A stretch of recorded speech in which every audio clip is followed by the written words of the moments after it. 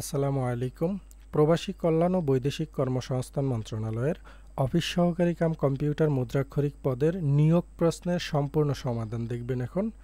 পরীক্ষার তারিখ ছিল 1 আগস্ট 2025। 90 মার্কের লিখিত পরীক্ষা হয়েছে এখানে, আর 90 মিনিট মানে 1.5 ঘন্টা সময় দেওয়া হয়েছিল। আজকের এই পরীক্ষাতে আমার দেওয়া লিখিত টার্গেট সাজেশন থেকে সরাসরি 90% কোশ্চেন কমন ছিল। তো সলিউশন ক্লাসটা আপনারা দেখতে থাকেন এবং আমি সাজেশনের সাথে আপনাদেরকে সরাসরি লাইভ প্রুফ দেখিয়ে দেব যে কোন পৃষ্ঠার কত নাম্বার থেকে কোনটা কমন ছিল। ওকে, প্রথম প্রশ্ন ছিল কারক ও বিভক্তি নির্ণয় করতে হবে। এখানে 5টা প্রশ্ন ছিল, 1 মার্ক করে। আমার যাওয়া হয়নি, এটা ষষ্ঠীকারক। এখানে আমার হবে ষষ্ঠীকারক। বুলবুলিতে ধান খেয়েছে, বুলবুলিতে হবে এখানে কর্তৃকারকে সপ্তমী বিভক্তি, যেহেতু তে আছে শেষে তাহলে সপ্তমী। চেষ্টায় সব হয়, এখানে চেষ্টায় এটা হলো করণকারকে সপ্তমী বিভক্তি। সারা রাত বৃষ্টি হয়েছে, এখানে সারা রাত অধিকরণ কারকে শূন্য বিভক্তি। বাবাকে বড্ড ভয় করে, এখানে বাবাকে অপাদানে দ্বিতীয়া। চলুন আমার সাজেশন থেকে আপনাদেরকে এখন প্রুফ দেখাবো সরাসরি। 59 নাম্বার মডেল টেস্ট থেকে এই প্রশ্নটা সরাসরি কমন ছিল, আপনাদেরকে দেখাচ্ছি, জাস্ট ওয়েট।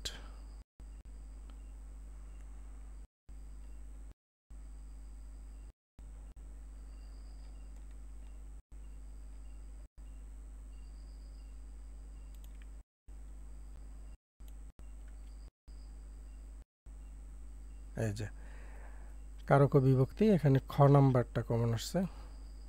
ওকে, নেক্সট যে প্রশ্নটা ছিল ওটা হলো বুলবুলিতে ধান খেয়েছে। আমরা সার্চ করব এখন, সরাসরি আপনাদেরকে প্রুফ দেখাচ্ছি। কেউ আপনাকে এভাবে প্রুফ দেখাবে না, অনলাইনে যারা সাজেশন সেল করে কোনো স্যার আপনাকে এভাবে প্রুফ দেখাবে না। যদিও অনলাইনে সাজেশন সেল করে খুব কম স্যারই, আর যেগুলো পাওয়া যায় ওগুলো কেউই স্যার না, আপনাদের মতো ক্যান্ডিডেট।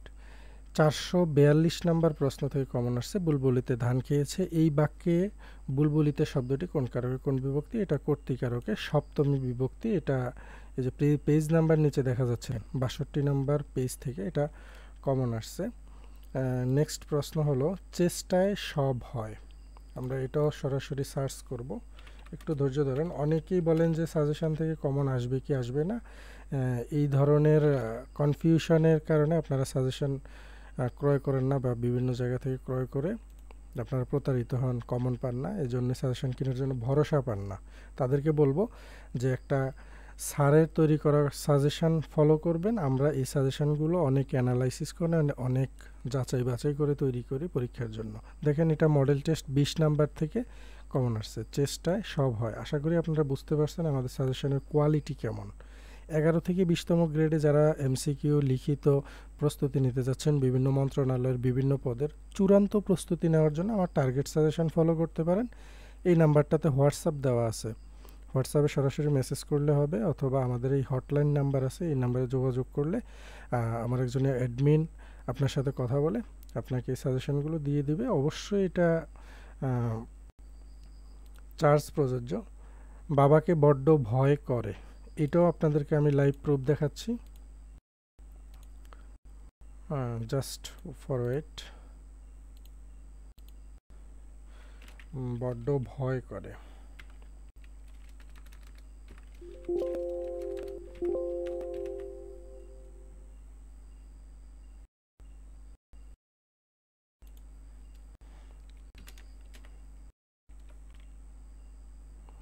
এখানে বাবাকে বড্ড ভয় পায় করে এটা আসে না, এটা আসছে বাঘকে ভয় পায়, এটা অপাদানে দ্বিতীয়। 20 নম্বর মডেল টেস্ট থেকে এটা আসছে। ওখানে ছিল বাবাকে প্রশ্ন, আর এখানে ছিল বাঘকে, কিন্তু প্রশ্ন একই। দেখেন তো এই মডেল টেস্টটা দেখতে কীরকম আমি আপনাদেরকে একটু দেখাচ্ছি। এটা এরকম মডেল টেস্ট, এখানে বাংলা, ইংরেজি, গণিত, সাধারণ জ্ঞান 4টা বিষয়ই এই মডেল টেস্টের মধ্যে দেওয়া থাকবে। আলাদা করে আপনাকে আর প্রত্যেকটা বিষয় থেকে আলাদা করে পড়া লাগবে না।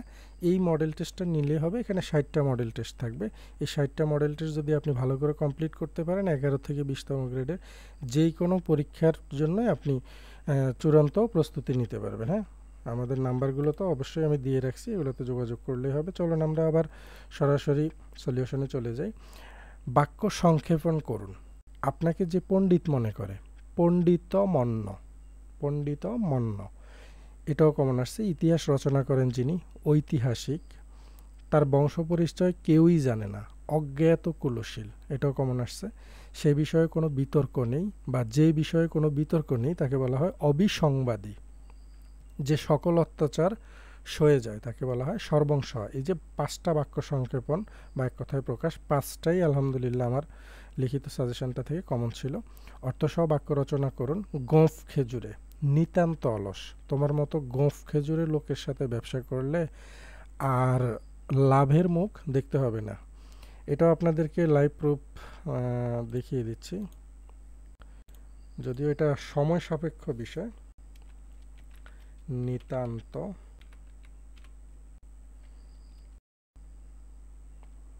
একটু সময় দিবেন। গোঁফ খেজুরে, দেখছেন এই যে গোঁফ খেজুরে, এটা কত নম্বর মডেল টেস্ট থেকে আসছে? 31 নম্বর মডেল টেস্ট থেকে। ওকে, আচ্ছা, ব্যাঙের সর্দি, এটাও কমন আসছে। প্রত্যেকটা দেখাইতে গেলে অনেক সময় লাগবে। ব্যাঙের সর্দি অর্থ হলো অসম্ভব ঘটনা। ব্যাঙের কখনোই সর্দি হয় না, তাহলে এটা কি?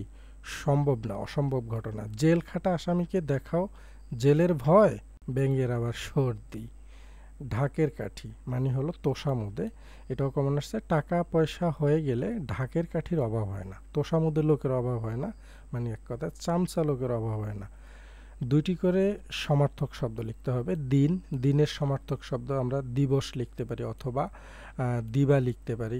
অন্ধকারের সমার্থক শব্দ অমানিসা লিখতে পারি, বা তিমির মানে ঘুটঘুটে অন্ধকার। তারপরে আছে প্রবাসী আয় বৃদ্ধিতে করণীয় বিষয়ে সংক্ষিপ্ত প্রবন্ধ রচনা লিখুন। এটা আমি আপনাদের জন্য লিখে রেখেছি। আপনারা যারা এটা শিখতে চান ঝটপট একটা স্ক্রিনশট দিয়ে নেন, খাতায় পরে লিখে নিন এবং মুখস্থ করে নিন। প্রবাসী আয় বৃদ্ধিতে করণীয়, এটা নেক্সট যে কোনো লিখিত পরীক্ষাতে আসতে পারে। আশা করি স্ক্রিনশটটা দেওয়া হয়ে গেছে আপনাদের। আমরা এখন পরবর্তী প্রশ্নে চলে যাব। সংক্ষিপ্ত প্রশ্ন উত্তর লিখতে হবে। রেফারেন্ডাম, এটার প্লুরাল ফর্ম মানে বহুবচন লিখতে হবে রেফারেন্ডা, প্লুরাল ফর্ম। লাফ মানে হাসা, লাফের নাউন কি? লাফটার। হ্যাবিট বাক্যটার প্যাসিভ ফর্ম লিখতে হবে হ্যাবিচুয়েট, বানানটা দেখে নেন। এরপরে আছে ক্যাচেল, এটা কোন ধরনের নাউন? এটা হলো collective noun. Out and out মানে কি? পুরোপুরি। অনেকেই পরীক্ষা পরবর্তী প্রশ্নের সমাধানগুলো নিয়মিত দেখতে পাচ্ছেন না, তাদেরকে বলবো ইউটিউব চ্যানেলটি সাবস্ক্রাইব করে রাখবেন। হ্যাঁ, সাবস্ক্রাইব করে বেল বাটনটা অন করে রাখবেন, নিয়মিত পেয়ে যাবেন। আর ফেসবুক ফলো দিয়ে রাখবেন এবং ভিডিওগুলোতে লাইক দিবেন, কমেন্ট করবেন, তাতে ফেসবুকের বা ইউটিউবের নিউজ ফিডে আপনি এই সলিউশন ক্লাসগুলো নিয়মিত পাবেন। এরপরে আছে হু ইজ কলিং মি, এটার প্যাসিভ ভয়েস লিখতে হবে by whom am I being called. দেখেন এভাবে লাইভ প্রুফ কেউ দেখাবে না। প্রশ্নটা কি ছিল? Who is calling me. যদি আমি এখানে লিখে সার্চ করি আমার সাজেশনের মধ্যে, who is calling, sorry, who is calling, একটু সময় দিবেন। এই যে দেখেন, change the voice, who is calling me, by whom am I being called. দেখেন এটা কত নম্বর মডেল টেস্ট থেকে আসছে? 11 নম্বর মডেল টেস্ট থেকে। ওকে, এনবি, এনবির পূর্ণরূপ কি? এনবি আমরা অনেক জায়গায় ইউজ করি কিন্তু অনেকে এটার অর্থ জানি না। এনবি হলো নোটা বিনে। Write the correct meaning of a man of letter. Man of letter, man of letter মানে হলো জ্ঞানী ব্যক্তি। Who is called the poet of nature, is in English লিটারেচারে বা ইংলিশ সাহিত্যে পয়েট অফ নেচার কাকে বলা হয়? উইলিয়াম ওয়ার্ডসওয়ার্থকে বলা হয়। কমন আসছে এটা। Who is the author of a farewell to arms? এটা লিখছে কে? Ernest Hemingway. Fill in the gap with appropriate preposition. শূন্যস্থান পূরণ করতে হবে।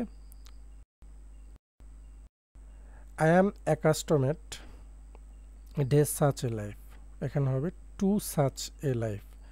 হি বার্স্ট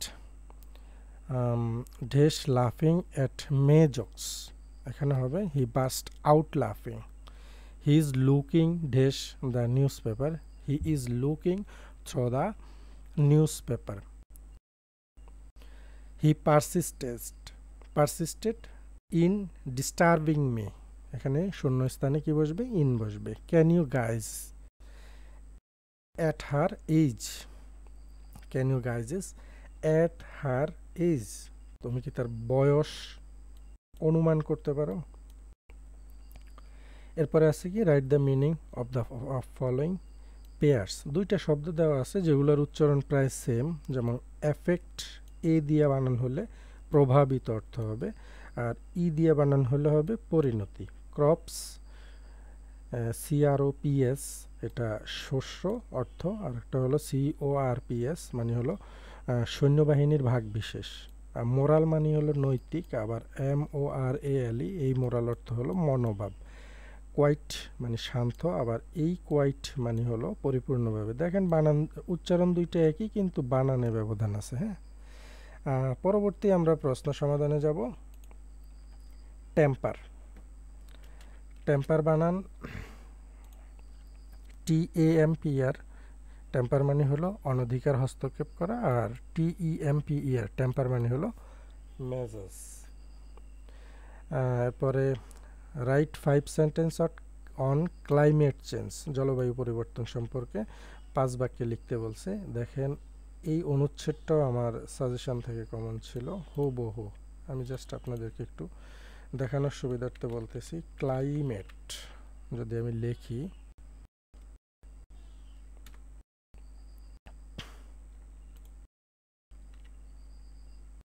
একটু সময় দিবেন। এই যে দেখেন 60 নাম্বার মডেল টেস্ট থেকে এটা আসছে। Write a paragraph on the consequences of climate change in Bangladesh. এরকম লাইভ প্রুফ আমি চ্যালেঞ্জ দিচ্ছি, যতজন অনলাইনে সাজেশন দেয় কেউ এভাবে লাইভ প্রুফ দেখাবে না। হ্যাঁ, প্রশ্ন ছিল গণিতের, এটা 500 মিটার লম্বা একটা ট্রেন 30 কিলোমিটার পার ঘন্টা গতিতে চলছে। ট্রেনের মিটার হলো 500 মিটার লম্বা, আর ট্রেনটা কত কিলোমিটার গতিতে চলতেছে? 30 কিলোমিটার প্রতি ঘন্টায়। তাহলে 250 মিটার লম্বা একটা স্টেশন অতিক্রম করতে ট্রেনের কত সময় লাগবে? এখানে আমরা এটা সলিউশন করতে পারি। ট্রেনের বেগ কত? 30 কিলোমিটার পার ঘন্টা। এটাকে যদি আমরা ক্যালকুলেশন করি এখানে, তাহলে পাবো 3 ভাগের 25 মিটার পার সেকেন্ড। এখানে ঘন্টাকে আমরা সেকেন্ডে কনভার্ট করব আর কি। হ্যাঁ, কিলোমিটারকে মিটারে আনবো আর ঘন্টাকে আনবো সেকেন্ডে। তাহলে ট্রেনটা অতিক্রম করতে হবে কত? 250 মিটার, এটা হলো অতিক্রম করা লাগবে। আর এখানে ট্রেনের লম্বা হলো কত? ট্রেন লম্বা হলো 500 মিটার, আর অতিক্রম করতে হবে 250 মিটার, তাহলে কত হলো? 750 মিটার। হ্যাঁ, তাহলে ট্রেনটা 25/3 মিটার যায় কত সেকেন্ডে? 1 সেকেন্ডে। আর 1 মিটার যাবে 3/25, আর 750 মিটার যাবে, ক্যালকুলেশন হবে 90 সেকেন্ডে যাবে। এই প্রশ্নটাও হুবহু আমার এই মডেল টেস্টটা থেকে কমন আসছে, মানে টার্গেট সাজেশন লিখিত এটা থেকে কমন আসছে। আরেকটা প্রশ্ন ছিল এখানে দেখেন, x-1/x = 3 হলে x⁴ প্লাস 1/x⁴ ইকুয়াল কত? একেবারে হুবহু কমন দেওয়া আছে, এটা লিখে ফেলবেন। এরপর প্রদত্ত রাশি এখানে দেখেন, এটা যেহেতু পাওয়ার 4 আছে, এটাকে আমরা ভাঙ্গায় এভাবে লিখতে পারি x² হোল স্কোয়ার, এভাবে লেখা যায়। তো দুইটাকে যদি আমরা সেমভাবে লিখি এটার এটা, তাহলে এখানে কিন্তু এটা আর এটা a আর b ধরে নিলে a² + b² সূত্র হয়ে যায়। তাহলে এটা সূত্র কি? A plus b whole square minus 2ab, তাহলে এখানে এক্স স্কোয়ার যদি কেটে দেই তাহলে আর এখানে থাকবে -2। আর দেখেন এটার ভিতরে আবার এ স্কোয়ার প্লাস বি স্কোয়ারের একটা সূত্র হয়ে গেছে এটা, হ্যাঁ। তো আবার সেমভাবে আমরা এটা করতে পারি। A square plus b square মানে কি, a minus b whole square plus 2ac, এখানে আবার এক্স কেটে দিবেন। এই -2 লিখতে অনেকে ভুল করে ক্যালকুলেশনের সময়, এই -2 লিখতে হবে, হ্যাঁ। তো এক্স মাইনাস 1/x প্রশ্নে দেওয়া আছে মান কত, 3 দেওয়া আছে, লিখে ফেললাম 3² প্লাস 2, যেহেতু এক্স কাটা গেছে, আর এখানে সেকেন্ড ব্র্যাকেট দিয়ে হোল স্কোয়ার দিতে হবে, আর -2 হয়ে যাবে। 3 3 কত, 9, 3 আর 2 কত, সরি 9 আর 2 হলো 11, আর -2 লিখবেন। 11-এর উপরে যদি স্কোয়ার থাকে 11 কত, 121, 121 থেকে 2 গেলে 119। এটাই হলো এই প্রশ্নের উত্তর। আশা করি বুঝতে পারছেন, না বুঝলে ভিডিওটা আবার পিছন থেকে দেখে নেন, পিছন থেকে টেনে দেখে নেন। একটি দ্রব্য 378 টাকায় বিক্রি করলে যত ক্ষতি হয়, আবার 450 টাকায় বিক্রি করলে তার 3 গুণ লাভ হয়, তাহলে দ্রব্যটার ক্রয় মূল্য কত, এটা বের করতে হবে। 378 টাকায় বিক্রি করলে যত ক্ষতি হইব, 450 টাকায় বিক্রি করলে তার 3 গুণ লাভ হবে। ক্রয় মূল্য বের করতে হবে এই দ্রব্যটার। ক্রয় মূল্য আমরা জানি না, ধরে নিলাম এটার এক্স, তাহলে প্রশ্নে কি বলছে, 3 ইন্টু এক্স মাইনাস 378। 378 থেকে কি ক্রয় মূল্যটা প্রথমে বাদ যাবে, বাদ দিয়ে এরপরে হলো কত, 3 গুণ ইকুয়াল 450, এটার সাথে আবার এক্স মাইনাস করবো। এটা হলো প্রশ্নে যা বলছে, আমরা সেই অনুপাতে জিনিসটা লিখলাম, জাস্ট এখন ক্যালকুলেশন করব। 3x গুণ হবে, এরপরে 378 দিয়ে 3 গুণ করলে 1134 হয়, ওকে। 450 আর হলো -x লিখবো, ওকে। এরপরে হলো 3x, এখানে যেহেতু x একটা আছে, এটা সমান চিহ্নের ডান পাশে আসলে আছে মাইনাস হয়ে যাবে প্লাস, তাহলে 3x প্লাস x 450 লিখবো। এটা এখানে আছে মাইনাস আকারে, দেখেন 1134, এটা সমান চিহ্ন ডান পাশে নিয়ে আসবো, তাহলে প্লাস 1134 হবে। এটা দুইটা যদি যোগ করে হয় 1584, আর 3x প্লাস x যোগ করলে হয় 4x। যেহেতু x 4টা এক্সের সাথে গুণ আকারে আছে, এটা আমরা ডান পাশে নিয়ে আসবো, ভাগ হয়ে যাবে, তাহলে 4 দিয়ে 1584 ভাগ করলে 396 টাকা। আর এই 396 টাকা কি, ক্রয় মূল্য, কারণ এক্স আমরা এখানে ক্রয় মূল্য মনে করছি, ঠিক আছে। তাহলে দ্রব্যটার ক্রয় মূল্য কত, 396 টাকা। আর এটা যদি 378 টাকায় বিক্রি করে, তাহলে তার যত ক্ষতি হয়েছে, 450 টাকায় বিক্রি করলে তার 3 গুণ লাভ হবে, ওকে। এবার আসি, একটা শ্রেণীতে যতজন ছাত্র আছে প্রত্যেকে তত টাকা করে চাঁদা দিলে মোট 6561 টাকা হয়, ছাত্র সংখ্যা কত। একেবারে হুবহু কমন আসছে এই প্রশ্নটা, যারা আমার থেকে ইতিপূর্বে সাজেশন নিয়েছেন লিখিত এই সাজেশনটা, তারা নিশ্চয়ই জানেন। মনে করি ছাত্র সংখ্যা এখানে এক্স, প্রত্যেকে দেয় কত টাকা, এক্স টাকা। প্রশ্ন মতো এক্স ইন্টু এক্স ইকুয়াল 6461। এটা বিভিন্নভাবে সলিউশন করা যায়, আমি এখানে সহজটা দেখাই দিচ্ছি। এক্স স্কোয়ার ইকুয়াল কত হবে, দুইটা এক্স যেহেতু, এক্স স্কোয়ার গুণ হবে এত, তো এটার উপরে স্কোয়ার আছে, দুইটার উপরে যদি আমরা রুট করি তাহলে কি হবে, এক্সের মান পাওয়া যাবে 81। এটারে রুট করলে 81 হয়, ওকে। তাহলে ছাত্র সংখ্যা কতজন এখানে, 81 জন। সংক্ষিপ্ত প্রশ্ন উত্তর লিখতে হবে। এটিএম এর পূর্ণরূপ কি, এটিএম এর পূর্ণরূপ হলো অটোমেটেড টেলার মেশিন। আসলে সবগুলো দেখানো পসিবল না বিধায় দেখাচ্ছি না, কারণ অনেক সময়ের বিষয়, এগুলো দেখাইতে গেলে অনেক সময় লাগে, এই যে খুঁজে পাইতে, সে অনুযায়ী সার্চ করতে, তথ্য প্রযুক্তি।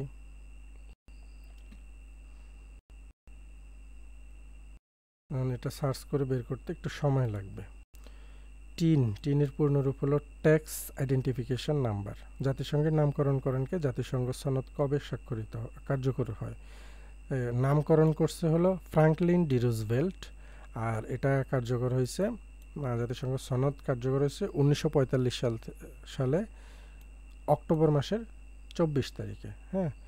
আমরা নেক্সট প্রশ্নে চলে যাই। কোন অক্ষাংশকে মকর ক্রান্তি এবং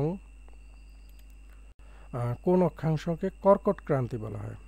23.5 ডিগ্রি দক্ষিণ অক্ষাংশ আর 23.5 ডিগ্রি উত্তর অক্ষাংশ। 2025-26 অর্থ বছরে প্রস্তাবিত বাজেট কত? এটা নতুন প্রশ্ন আসছে। 7,90,000 কোটি টাকা। আর বর্তমানে বাংলাদেশের মাথাপিছু আয় হলো 2820 মার্কিন ডলার। আয়তনে বাংলাদেশের সবচেয়ে বড় জেলা কোনটা? সবচেয়ে বড় জেলা হলো রাঙ্গামাটি জেলা। এই জেলার একটা স্বনামধন্য মানে জনপ্রিয় ট্যুরিস্ট স্পট আছে, সেটা হলো সাজেক আছে, কাপ্তাই আছে, এছাড়া আরও কিছু পর্যটন কেন্দ্র আছে। আর সবচেয়ে ছোট জেলার নাম হলো নারায়ণগঞ্জ।